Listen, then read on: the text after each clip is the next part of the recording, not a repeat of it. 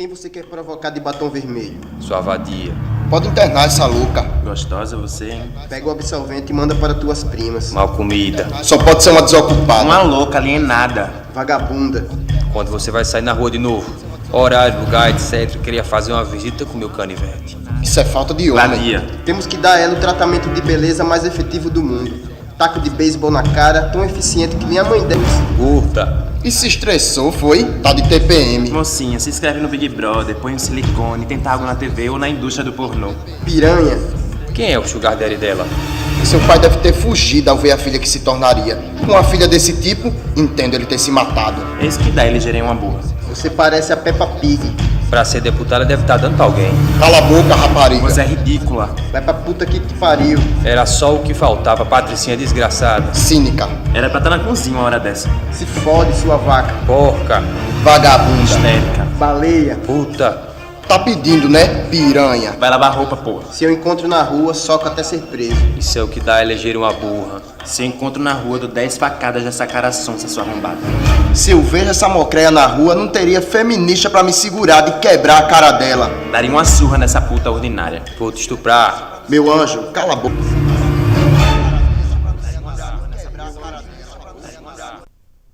Dói, né? Ficou desconfortável? Ficou triste? Foram falas extraídas das redes sociais, das mulheres que têm a coragem de se lançar no ambiente político. E a intenção é essa mesmo, deixar a gente desconfortável. Trazer esse assunto para a mesa de jantar. E fazer a seguinte indagação. Por que que em 2022 somos 53% do eleitorado, 50% da população e só obtivemos, até a presente data, 15% de representatividade no parlamento? Lembrando que o parlamento, como todos nós sabemos da justiça eleitoral, somos nós. Não é no executivo e não é no judiciário. O parlamento, ele foi criado depois que a democracia surgiu representando o povo. Então, como a gente tem uma sociedade tão plural, e aqui eu vou me abster de falar, de alguma forma, de índios e de pessoas negras, porque eu nunca sofri com isso. Pelo contrário, a minha face branca, com os meus cabelos claros, ainda que seja por conta do biocolor e de química, não me impede de entrar nos ambientes. A minha face branca e da maioria de vossas excelências não os impede de entrar em lugares e serem olhados ou perseguidos por seguranças. Então, o que acontece? Por que no Brasil a gente não consegue transferir a nossa representatividade, tanto de mulher, que somos maioria numérica, mas minorizadas em direitos, para a realidade? Para a gente entender o futuro, ou o que a gente quer daqui para frente, a gente precisa voltar um pouquinho na linha do tempo. Porque nós já chegamos atrasadas. E, infelizmente, não foi porque a gente estava escolhendo a roupa, nem estava terminando a maquiagem, porque isso também é um fardo. Eu vim com essa cor de propósito, com uma cor diferente do preto, do azul marinho e do cinza, para chamar a atenção para que nós somos diferentes mesmo. Porque vestir rosa, que eu estou vendo algumas mulheres aqui, vestir verde, vestir vermelho ou cor de telha, é uma forma de dizer, olha, eu sou diferente. Por que no Judiciário e no Ministério Público e nos níveis técnicos dos tribunais nós temos tantas mulheres? A gente já passa em algumas categorias de mais de 50%. Mas por que quando a gente vai ascendendo a carreira, a gente não consegue pegar a caneta? Por que a gente ainda não está na cúpula? Desembargador Washington, presidente Silmar, eu estou vendo uma cúpula de homens. E foi-se o tempo em que a gente normalizava isso. E que bom, e agradeço desde já o convite ao presidente Washington, que ele fez com muita alegria, e eu recebi com muita alegria, ele fez com muita consistência, de estar aqui hoje uma mulher falando, porque poderia ser mais um homem. E eu fico feliz que essa plateia tenha homens e mulheres, porque eu também já estou cansada de pregar para convertido. Eu não preciso conversar, nem falar mais nada para as mulheres, porque as mulheres já sentem na pele.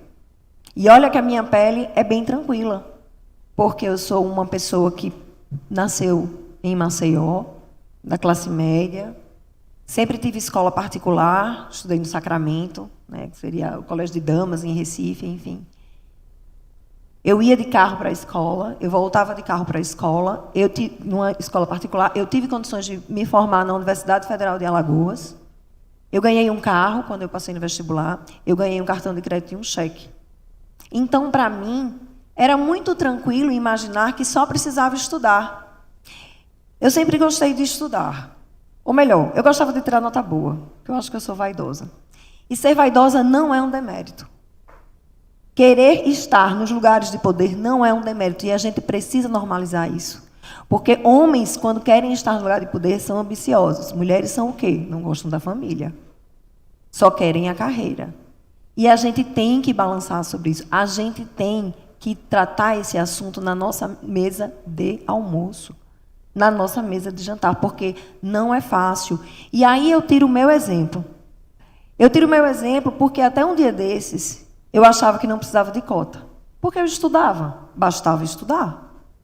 Não, quem estuda tira 10. E, na verdade, eu era sempre convidada a estar nos lugares. Porque quem estuda tira 10 faz o trabalho e dá nota para todo mundo, né? Vamos combinar, que é muito bom você ter uma pessoa que levante a nota das outras pessoas. Então, para mim, era muito tranquilo. Até eu cair no mercado de trabalho. Até eu conduzir uma eleição em 2012 com a minha filha, com 40 dias de nascido. E eu escondi do meu cliente, eu sou desembargadora pela vaga da jurista, até os 5 meses. Eu consegui ficar um pouquinho magra, então eu botava preto, e até os 5 meses ele não sabia que eu estava grávida. Por quê? Porque se eu dissesse isso, ele ia dizer como ela vai ter filho 2 dias depois da minha convenção e sustentar um processo eleitoral. E foi assim, porque senão eu ia perder para um homem. E não era uma questão de competência. Eu fui a primeira aluna da turma. Me formei com a maior média da universidade. Então, não é uma questão de competência. É uma questão de que, biologicamente, a gente tem um déficit, porque a gente tem filhos. Mas olha que bom que a gente está aqui. Olha como é natural hoje, para mim, pegar um carro, deixar no aeroporto, passar 2 dias em Brasília, pegar o carro e voltar. Olha como é natural várias mulheres aqui estarem sem os maridos, sem serem chamadas de piranhas, de raparigas ou de putas. E esse termo a gente precisa normalizar, porque a gente precisa desnormalizar a violência política de gênero. Porque foi desconfortável para a gente ouvir o áudio. Essas frases foram extraídas de mulheres que se lançam na política e de qualquer vertente. Nós temos aí pessoas de esquerda, de direita, de centro-direita, de centro-esquerda. Imagina quando é com a nossa filha. Eu tenho uma filha de 10 anos. Eu não quero que daqui a 20 anos ela esteja fazendo palestras sobre a participação da mulher na política. E por que eu trago isso à baila? Porque a gente precisa entender de onde saímos. E aí eu quero ver se eu vou conseguir aqui mudar essa apresentação. Ou então eu vou pedir a ajuda do Alisson ou da Flavinha. Pronto, consegui. Para a gente olhar para frente, a gente tem que olhar para trás. E aí eu digo com muita tranquilidade, por experiência própria. Eu nunca achei que precisava de cota, porque eu sempre estudava. Só que eu já parti de uma linha muito na frente. A maioria de nós não precisava escolher entre comer e estudar. Ou não precisava andar 2, 3, 4 quilômetros para chegar na escola. E ir para a escola somente, às vezes, para comer. A mesma coisa em relação às mulheres que sofrem de violência doméstica. Muitas vezes as mulheres têm que escolher entre comer e apanhar. Em algum momento da minha vida, eu já pensei, mulher gosta de apanhar. E eu digo isso com muita clareza, porque eu tive a oportunidade de perceber que não é assim. Mulher não gosta de apanhar. Ninguém gosta de apanhar. Mas a gente vem de uma sociedade patriarcal, e aí eu digo, desde Cleópatra mesmo, apesar dela ser a rainha, ela era a rainha porque ela era da família, não porque ela era uma mulher. Ela vinha de uma família nobre. E mesmo assim, as mulheres naquele tempo sequer eram consideradas pessoas ou cidadãs. E a gente tem que se lembrar disso. E é por isso que a gente precisa de políticas afirmativas, sim. Não é mimimi. A gente tem mulheres morrendo todos os dias. Não é fácil ser mulher no Brasil. A gente recebeu agora, há pouco tempo, o relatório daqui de Alagoas. As maiores vítimas de estupro são meninas de 4 a 9 anos. Eu tenho um filho de 17 anos, eu deixo ele andar de Uber. Eu não sei se eu vou deixar a minha filha quando ela tiver 17 anos. Eu deixo ele ir para a escola a pé, porque a escola dele fica a 8 minutos da minha casa, aqui na Ponta Verde. Eu não sei se eu vou deixar a minha filha. A gente viu um caso recentíssimo, e aí é uma coisa de embrulhar o estômago, de um suposto anestesista colocando os órgãos na boca de uma mulher. E aí você vai dizer que ela pediu? Ela estava com uma roupa curta? Ela estava embriagada? Realmente, ela estava sem sentidos, por culpa dele. E, pelo visto, era tão normal aquela conduta que ele sequer se assustou. Ele só se assustou quando disseram que era o crime de estupro. Porque, para ele, provavelmente, ainda estava a conjunção carnal normal. E o que é que tem se eu sair de roupa colorida? E aí eu vim com essa de propósito. Porque eu pensei, o meu sapato de oncinha vai chamar a atenção. A minha saia verde, diferente da blusa cor de telha, vai chamar a atenção. E olha que incrível, a gente está falando de moda. Que futilidade, não é. Que bom que eu hoje posso ter um relativo decote ou o meu tornozelo aparecer, porque já não pôde. Então, se já foi diferente, a gente tem que ter a esperança de ser diferente daqui para frente também. Então, vamos dar só uma olhadinha aqui na linha do tempo. A primeira eleição no Brasil... Pode voltar. Você me ajuda? Obrigada. A primeira eleição no Brasil foi em 1532, então 30 anos, mais ou menos, do descobrimento do Brasil, que hoje, nas escolas, não se fala mais descobrimento, porque essa terra já existia. Então, a ocupação do Brasil pelos portugueses. Em 1822, nós temos a Declaração da Independência. Então, vamos contar que o Brasil não tem 500 anos. O Brasil tem... de 1822 para cá, que foi quando ele começou a abrir portos, Banco do Brasil, a família real veio para cá, fugido ou não, aí não interessa. Então, a nossa democracia é muito recente. A nossa democracia não tem 500 anos. A nossa democracia tem 200 e pouquinho. E as mulheres só podem votar 90. O voto da mulher aqui no Brasil, e é uma coisa que seguiu o mundo... Só tem 90 anos que a gente, esse ano, está comemorando 90 anos da Justiça Eleitoral. E ainda assim, já antecipando, até hoje, somente 8 mulheres passaram pelo pleno do TSE. Somente 2 mulheres, inclusive agora, estão vindo da vaga dos juristas. E o que é muito estranho, porque nós já somos mais da metade das mulheres das inscrições da OAB. Metade das inscrições da OAB são das mulheres. O cargo que eu ocupo hoje, considerando suplentes e titulares, são 108 vagas, mas só somos 14. A gente não consegue passar disso. E que bom que temos a ministra Maria Cláudia sendo um expoente aí nisso. Em 1881, a gente teve o decreto 3.029, chamado de Lei Saraiva, que reconhecia títulos científicos como suficientes para votar, ou seja, da sua prova de instrução. E aí uma dentista foi lá e conseguiu tirar o título de eleitora. Alguns anos mais tarde, houve uma eleição e o presidente de mesa impediu de votar. O juiz havia deferido, mas o presidente a impediu de votar. Em 1893, nós temos um marco importantíssimo para os direitos das mulheres. Na Nova Zelândia, a atual Nova Zelândia, não era Nova Zelândia ainda, pela primeira vez na história ocidental, as mulheres ganharam o direito de voto. Isso é um marco. E, a partir daí, em diversos lugares do mundo, se intensificou o movimento sufragista. E, para quem tiver a oportunidade, eu sugiro que leia e que assista um filme chamado As Sufragistas. Porque, para a gente estar aqui hoje discutindo direito eleitoral e várias mulheres nas corregedorias, a gente tem que entender que não foi tão simples. Mulheres morreram por causa disso, sobretudo na Inglaterra.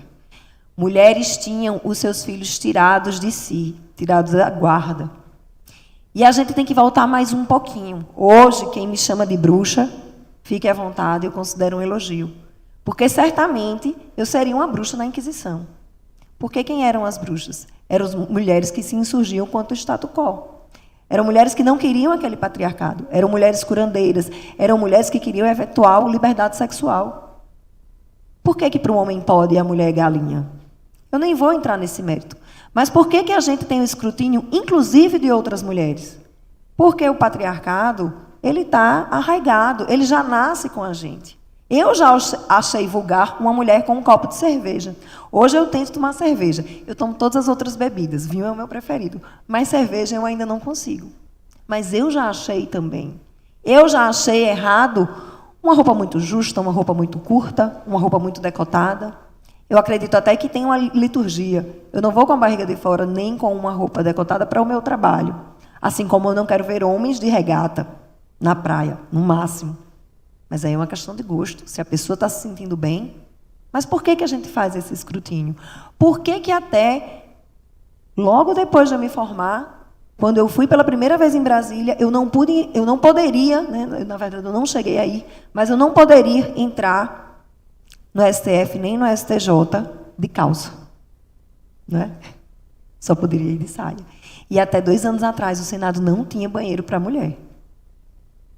Porque você não consegue sequer atrelar uma autoridade a uma mulher. E aí eu pego emprestado uma fala da ministra Carmen Lúcia. Todas nós sabemos aqui. STF. E de um entregador que foi levar um documento para ela e ficou na dúvida. Porque ele precisava entregar um documento à autoridade. Mas naquele local morava uma mulher. Então, ele teria que entregar uma autoridade a uma mulher. Por que a gente não consegue atrelar uma autoridade à figura de uma mulher? A ministra do STF.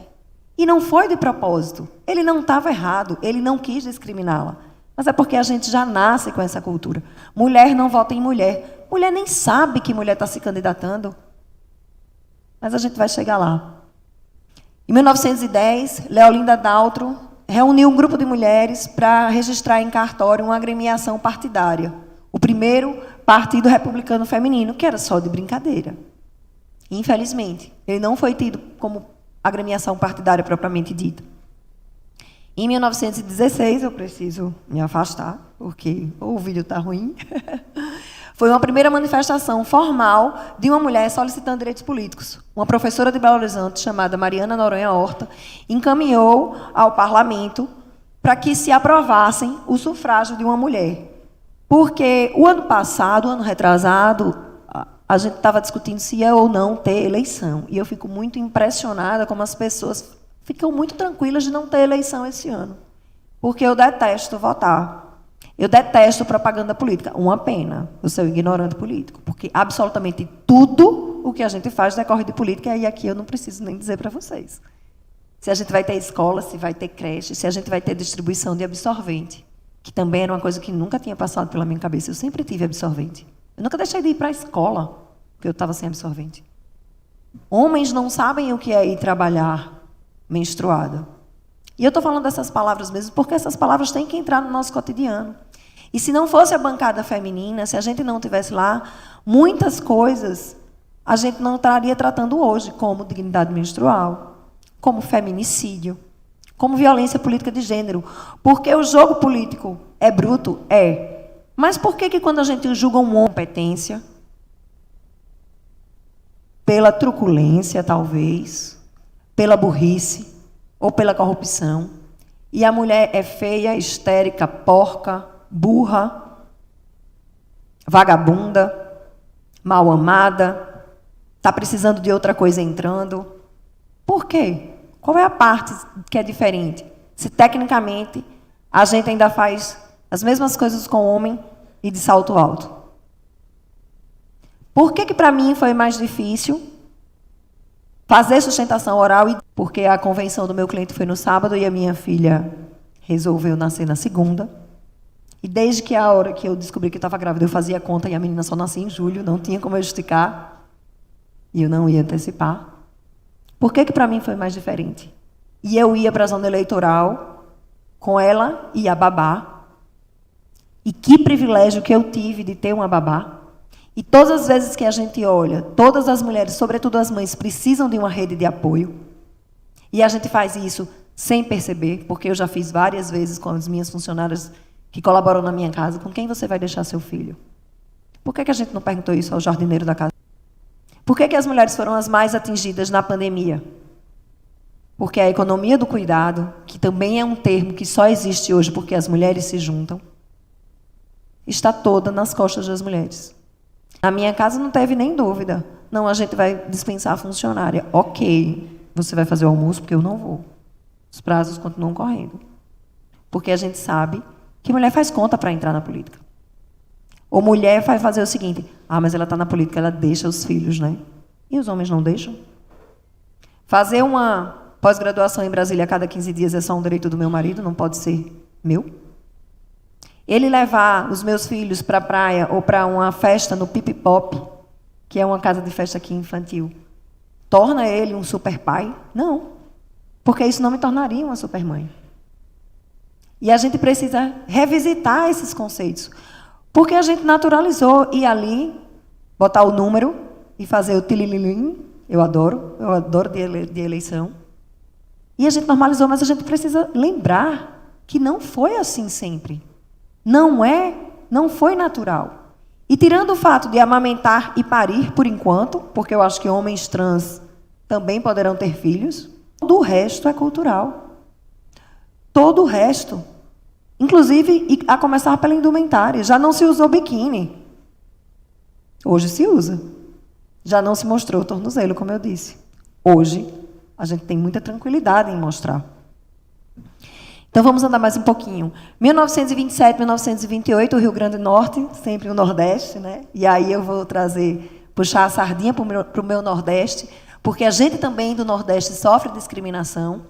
Quando eu pego um avião, eu tendo a falar bom dia, boto até um bonjour para ficar brincando, porque quando eu falo bom dia, no Uber, a senhora é da onde? É de Pernambuco, é de pertinho, Alagoas. Ou então ouvi o que eu ouvi em Florianópolis de pessoas muito queridas. Menina, você calada parece daqui, mas quando você fala bom dia, eu não entendi se aquilo foi um elogio ou se foi um comentário xenofóbico. Pois é, né? E é isso que eu digo, eu não sofro, eu sofro por ser do Nordeste. E aí volta a questão da roupa, e aí volta a questão da representatividade. Quando eu comecei a ir muito para Brasília, o meu guarda-roupa empreteceu. Ou era preto, ou era azul marinho, ou era cinza. São cores muito confortáveis, né? E a cor comunica. Aí minha querida amiga, a ministra Maria Cláudia, tomou posse de rosa pink. Eu comecei a ir de colorido. Não de colorido necessariamente, porque roupa estampada dá trabalho de combinar. Mas eu comecei a colocar a cor, por quê? E olha que contrassenso. A gente comemorou quando as mulheres começaram a poder ir de calça para os tribunais superiores. Porque também é mais libertário. Aqui eu estou em pé. Mas quando a palestra é sentada, numa altura da visão das pessoas, você passa a palestra assim. O homem não está nem aí, né? Está só de calça. Mas até isso, a gente tem que se preocupar. É uma besteira, né? Mas lembrem disso quando olharem para outras mulheres, inclusive nós mulheres, quando nós olharmos para outras mulheres, para a gente ter essa compaixão, que para a gente é sempre mais difícil. Então, no Rio Grande do Norte, em eleições suplementares para o Senado Federal, as mulheres votaram, mas, logicamente, os votos delas foram anulados.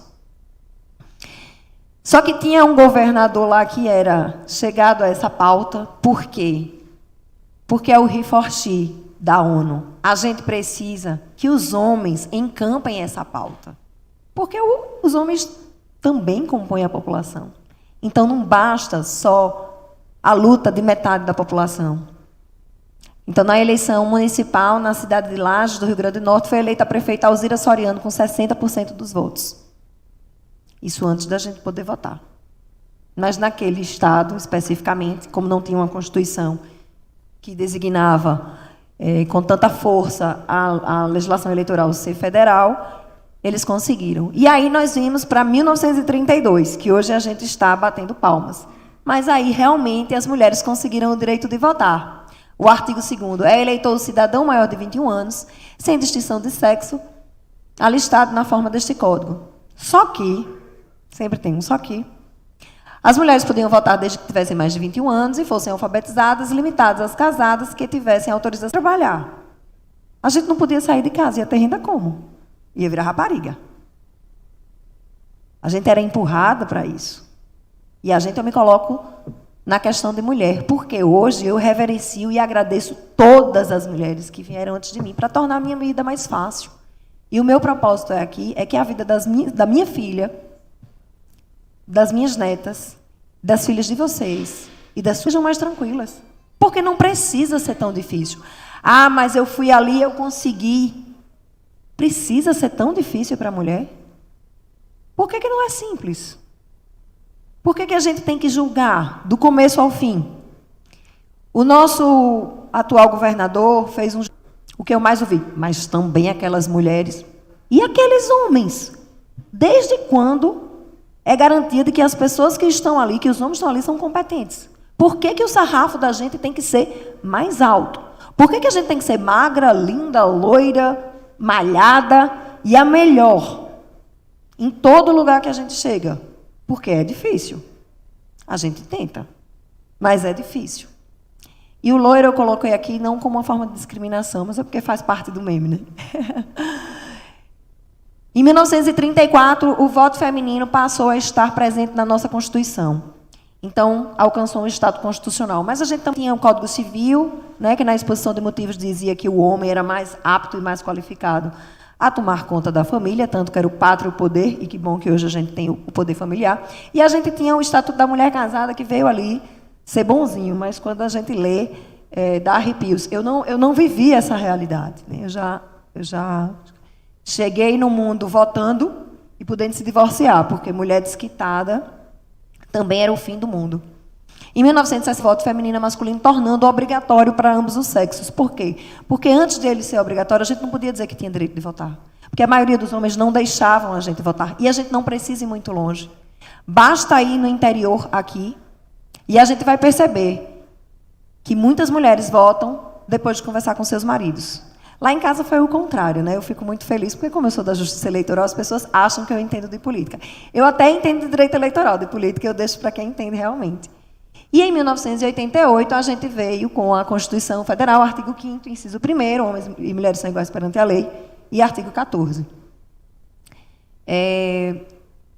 Eu vou ser breve, porque o assunto é apaixonante, mas aí a gente veio numa inovação legislativa, porque a gente está com o voto podendo desde 1932, mas a gente está em 2022 e não conseguimos passar de 15%. E a gente tem interesse em que, pelo menos, a gente seja 30%. E por que 30%? Porque tem estudos, e a ONU comprova isso, de que com 30% você forma minimamente uma massa crítica. Menos do que isso, não adianta. E aí vieram, sempre encabeçadas por mulheres, a Lei 9.100, de 95, previa o mínimo de 20% da lista de candidatos de cada partido ou coligação para câmaras municipais deveria ser preenchida por candidatas mulheres. Na época, a deputada Marta Suplicy.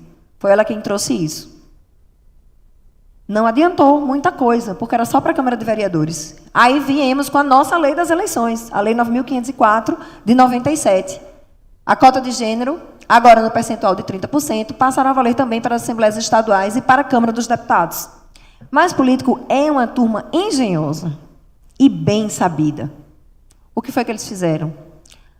Ah, é para colocar 10? Tá bom, a gente só preenche com 7. E deixa lá, as 3 voando. Podia até ter, mas eles não se sentiram obrigados. Então, a gente andou mais um pouquinho em 2009. Gente, 2009 foi um dia desse. 2009, meu filho já era nascido, o doutor Henrique também, que são colegas. É muito um dia desse. Tornou obrigatório o preenchimento percentual mínimo de 30% para candidaturas femininas. Ah, são 10 vagas, vai botar 7, então tem que ter 3 mulheres. Mas por que candidatura feminina? Que a nossa lei fala em candidatura de gênero, né? Porque, infelizmente, a gente ainda não teve uma chapa ao contrário. A gente não teve uma chapa de 70% mulher. Salvo engano, teve uma em algum estado do Sul, eu não vou me recordar, mas posso pesquisar. E foi isso. Mas, mesmo assim, ainda não serviu. Por quê? Porque campanha não se faz com amor. Campanha não se faz com o coração. Se faz para ganhar o voto do eleitor, porque eu também aprendi, um pouco que sei de política, que campanha não se ganha com proposta. Campanha se ganha com paixão. Você ganha o eleitor pelo coração, e não pelo que você vai fazer pela cidade dele. Infelizmente. Ou felizmente. Não sei. E aí, o que foi que eles fizeram? Beleza, na Lei 12.034, 2009. Não, a gente deixa, com certeza, a gente vai preencher com as vagas das mulheres. Mas, para apresentar a candidatura, a gente aumenta para 150% ou 200%. Então, nenhum homem a menos. E ninguém investia em mulher. Não adianta, uma liderança não surge da terra, ela não emerge. Ela precisa ser construída. E uma campanha precisa de grana. Uma campanha precisa de dinheiro. Em 2015, a igualdade de gênero é colocada como uma das metas para a Agenda 2030 dos Objetivos de Desenvolvimento Sustentável estabelecidos na ONU. As ODS da ONU tiveram pautas para as várias situações, e uma delas é de fazer a forma paritária nos governos, que nada mais é do que uma democracia representativa. Veio a reforma política de 2015, Lei 13.165, que previa que os partidos políticos obrigatoriamente empenhassem recursos nas campanhas das mulheres. E o artigo 9º da lei consistia a destinação do mínimo de 5% dos recursos de campanha e o limite máximo de 15% de todos os recursos do fundo partidário destinados a essa finalidade. A conta não fecha. Se eu tenho que colocar 30% de mulheres nos partidos, nas chapas, como é que eu só posso gastar com elas o máximo de 15%? Aí veio a intervenção do Poder Judiciário. E muitas dessas inovações elas têm vindo empurradas do Judiciário para o Legislativo. E aí a famosa ADI 5617, o STF define que, em 2018, o percentual mínimo de 30% do fundo partidário. E o TSE dá o mesmo tratamento para o Fundo Especial de Financiamento de Campanha. Então, tem 30% de mulher? É 30% de grana. Tem 50% de mulher? Vai ser 50%. Porque todo mundo sabe aqui que campanha precisa de estrutura. Campanha precisa de marketing, campanha precisa de advogado. Campanha, hoje, mais do que nunca, precisa de contador. Inclusive, vamos combinar, a resolução de prestação de contas de campanha, eu acho como humana quase impossível de se cumprir à risca. Porque hoje as campanhas viraram uma prestação de contas contábil. Em 2019, a gente tem a lei prevendo o mínimo de 5% de recursos do fundo partidário, e o TSE, por resolução, também estabelece isso, porque na eleição de 2018 foi só interpretação de lei, mas a gente andou mais um pouquinho e conseguiu legalizar isso. E a Lei 14.192, de 21, estabeleceu normas para prevenir e reprimir o combate à violência política contra mulheres durante as eleições e no exercício de direitos políticos e de funções públicas. Passa aí um pouco, por favor. A gente teve a emenda constitucional 111, de 2021, ou seja, nós constitucionalizamos... Não, perdão, a emenda constitucional 111... As mulheres e as pessoas negras serão contadas em dobro para efeito de distribuição dos fundos partidários, e a emenda constitucional 117 de 2022 determinou que 30% dos recursos sejam destinados às candidaturas femininas, igualmente com tempo de propaganda em rádio e TV. Ou seja, o que começou como um empurrão do Judiciário, terminou com uma lei e agora uma emenda constitucional. Então, a gente deu status constitucional ao fundo de campanha, aos 30%, e também a gente quer ver se os partidos, com o final das coligações, estão fazendo o dever de casa, porque os partidos recebem 5% de recurso, obrigatoriamente, para fazer fomento à campanha de candidatura feminina. E eu simplesmente não entendo como é que eles não conseguem gastar. Eles não querem gastar. Eles devolvem o recurso para não fazer. Aí que medo é esse? Porque a gente não quer tomar o lugar de ninguém. A gente só quer o pedaço da fatia do bolo. E aí a gente fica se perguntando, como a parte mais sensível, né, do ser humano é o bolso, também o é para os partidos políticos. Então, a intenção é que os partidos gastem mesmo nas eleições com as mulheres para que as mulheres subam. E, mas é só para deputado federal. Mas, como eu disse, uma liderança política ela não surge do nada. Então, para você fazer um deputado federal, você tem que investir numa secretária de município, numa secretária de Estado, numa vereadora, numa deputada estadual, para aí sim chegar no deputado federal e conseguir esses recursos. E em consulta recentíssima, o STF está errado ali, está TSF, mas é STF, decidiu que em casos de federação... O TSE? Não, peraí, é o TSE mesmo. Em consulta recente, o TSE decidiu que em caso de federação, tanto a federação quanto os partidos individualmente deverão obedecer à proporção de 30% das candidaturas, no mínimo de 30%. Pode ser 40%, pode ser 50%, 60%, 70%. 40 minutos eu já falei. Não me dê microfone, não, porque eu gosto de falar. Mulher e advogada, né? Enfim. Mas eu vou me fazer vou deitar na cama dessa fama. Aqui a gente tem as mulheres nos espaços de poder, são conquistas muito recentes, né? A primeira mulher a ser nomeada para um tribunal superior em 1990 somente, o TST, Cineia Cinini. A ministra Eliana Calmon só foi para o STJ, a primeira vez que tivemos uma mulher no STJ foi em 1999, assim, foi um dia desses. A ministra Ellen Grace foi para o tribunal, para o STF em 2000 e assumiu a presidência pela primeira vez em 2006. E a ministra Laurita Vaz foi a primeira presidente do STJ no ano de 2022. Foi esse ano, minha gente. É muito, muito recente. Pode passar. E aí, o que é que eu quero trazer para a reflexão dos senhores? Grandes bancos e grandes empresas estão investindo milhões em consultoria e em diversificação dos seus conselhos. Por quê? Porque conselhos plurais, com mulheres, conseguem ofertar soluções plurais. Eles precisam vender. E aí, se eu tenho um conselho branco e de homens, as soluções apresentadas são mais dos mesmos. Porque as mulheres conseguem ter uma vida diferente. E a gente vê que quando uma mulher entra na política, digo pela a Michelle Bachelet, a política muda a mulher. Mas quando várias mulheres entram na política, a política muda. E a gente tem um exemplo disso muito concreto na nossa bancada feminina do Congresso, de 15%. E olha que bom, e olha como adiantou. Quando o STF e o TSE decidiram que os 30% teriam que ser efetivamente investidos nas candidaturas femininas, a gente saltou em 50%. O problema é que a nossa base era muito baixa. A gente passou de 10% para 15%, mas foi um ganho. E que bom que a gente ganhou. E estamos apostando em dinheiro mesmo. Por quê? A gente também fala de PIB. Eu estava falando agora há pouco dos conselhos.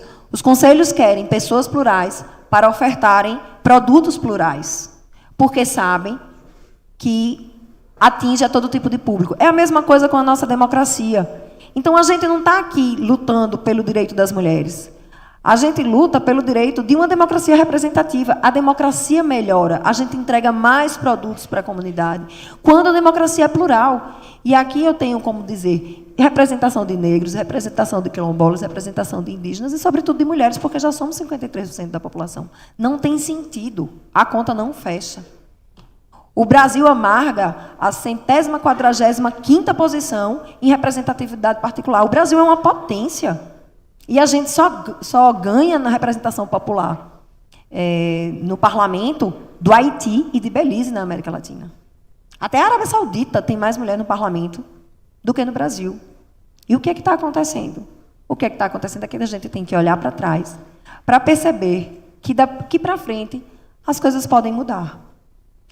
Nós tivemos também no Poder Executivo, eu falei do Judiciário, no Poder Executivo Legislativo, a nossa primeira governadora do Estado só veio acontecer em 1986. Tivemos, até hoje, apenas uma única mulher, em 2010.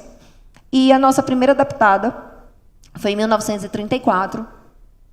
logo depois ela foi eleita deputada na Constituinte, na Assembleia Constituinte, e, em seguida, ela alçou também a condição de deputada federal. Aqui nós temos a participação das mulheres. A gente não consegue sair de 15% nas eleições, né? Tanto no Senado, na Câmara e nas Assembleias. Pode passar também? Isso aqui é número... O que eu falei há pouco, a Michelle Bachelet, quando a mulher entra na política, muda a mulher, e quando muitas mulheres entram na política, muda a política, porque a gente perpassa por várias outras questões que homens não vão enxergar. Mas o recado que eu quero dar, e desde já me despedindo e agradecendo mais uma vez ao desembargador Washington pelo convite, e ao presidente, ex-presidente, atual presidente, presidente amanhã, desse encontro de colégios de corregedores, a oportunidade de falar aqui para vocês. Não vou pedir desculpas se as palavras que inauguraram a minha fala chocaram. Eu quero que vocês levem isso para as suas casas. E olhem para as suas esposas, para as suas irmãs, para as suas filhas, para as suas netas, para as primas e para as amigas, que podia ser com elas. Então, para a mulher, é diferente, é difícil se lançar esse desafio. Porque se o jogo político é bruto, o de mulher é mais ainda. E isso fez com que, segunda-feira, o TSE, junto com a Procuradoria Eleitoral, lançassem uma cartilha para a gente combater a violência política de gênero. E olha que bom, e que papel importante que essa lei deu ainda à Justiça Eleitoral. Porque quando a gente fala em Justiça Eleitoral, a gente fala do processo de eleição. E acaba ali, com a diplomação e mais um pouquinho com algumas amizades e a prestação de contas. Mas hoje a gente tem condições de punir penalmente aquela pessoa que praticar a violência política de gênero contra uma mulher, inclusive uma mandatária, para que ela não seja apalpada por seu colega numa Assembleia Legislativa, para que ela não tenha o microfone desligado na Câmara de Vereadores, ou para que não ocorra o que aconteceu um mês atrás com a deputada Celina Leão, presidindo uma comissão no Congresso, e foram 3 homens para cima dela, que eu custo acreditar que, se fosse o nosso presidente Arthur Lira, isso teria acontecido. Sempre que a gente for julgar uma mulher, a gente olhe com alguma compaixão e diga, e se fosse um homem? Se aquela mulher quer aquele cargo, ela é ambiciosa, mas e se fosse um homem? Eu julgaria com o mesmo olho? Eu julgaria com a mesma régua? O sarrafo seria tão alto? Enfim, queria que passasse mais uma vez. Em 2018, 3 estados não elegeram nenhuma mulher para o cargo de deputado federal, Amazonas, Maranhão e Sergipe. Dos 24 deputados estaduais eleitos no Mato Grosso do Sul, nenhuma é mulher. Nós temos quase 1000 municípios sem uma mulher na Câmara de Vereadores. E aí eu peguei algumas frases. A sociedade precisa compreender que, se nós tivermos equidade dentro da política, isso não é bom para mulheres, isso é bom para a sociedade como um todo. É um benefício social. Aqui são as candidaturas femininas também no mesmo percentual, a gente não consegue converter para mais de 20%. A nós, mulheres, nunca nos foi dado direito, fomos nós que lutamos por eles. E esses direitos são os primeiros a serem violados. E basta ver a guerra aí que a gente tem na Ucrânia. A filha de mulheres, de crianças, sendo estupradas. E, ao final e ao cabo, é tudo isso. E é sempre sobre isso. A mulher nunca vai ter a idade certa, ou ela vai ser muito nova, ou ela vai ser muito velha, ou ela vai estar mal vestida, ou ela vai ser histérica, ou ela vai ser louca. E a gente não quer ser julgado pela nossa aparência, nem pela voz. A gente quer ser julgado pela competência. E a gente conta com vocês, homens, para que a gente tenha uma democracia mais saudável. E a gente só vai ter uma democracia saudável quando ela for efetivamente representativa. E as mulheres, ao final, ocupem os espaços que têm que ocupar, que é pelo menos metade das cadeiras. Muito obrigada e um bom dia.